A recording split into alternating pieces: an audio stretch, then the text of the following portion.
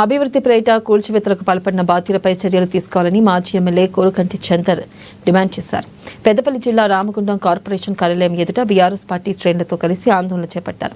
ఎలాంటి ముందస్తు సమాచారం లేకుండా చిరు వ్యాపారులను పేద మధ్యతరగతి వర్గాలకు చెందిన షాపులు, నిర్మాణాలను కూల్చివేయడం సరైన విధానం కాదన్నారు.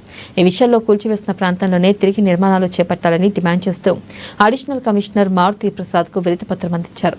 అనంతరం మున్సిపల్ కార్యాలయం ఎదుట బైఠాయించి నిరసన నినాదాలు చేశారు.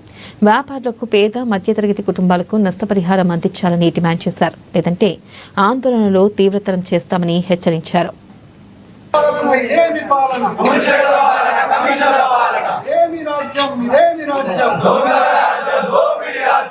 ఈ 2 సంవత్సరాల క్రితం 20 లక్షలతో బిడ్డ పెళ్లికి డబ్బులను జమ చేసుకున్నటువంటి డబ్బులతో నిర్మాణం చేసుకొని మున్సిపల్ అనుమతి తీసుకొని కట్టినటువంటి కట్టడాన్ని సెట్ బ్యాక్ తీసుకోనంటే కూడా సెట్ బ్యాక్ తీసుకున్నా కూడా అక్రమంగా రాత్రికి రాత్రే కాంగ్రెస్ నాయకులు బుల్డోజర్లు తెచ్చి కూల్చివేసినటువంటి సంఘటన. వాళ్ళు పోయి పోలీస్ స్టేషన్లో కంప్లైంట్ ఇస్తే ఆ కాంగ్రెస్ నాయకుల మీద కేసు పెట్టామని చెప్తా ఉన్నారు. మరి ఇలా జరిగినటువంటి నష్టాన్ని పూడ్చేది ఎవరు? మరి ఈ నష్టానికి బాధ్యులు ఎవరు? అందుకే ఇలా మున్సిపల్ కార్యాలయానికి వచ్చి కమిషనర్ గారికి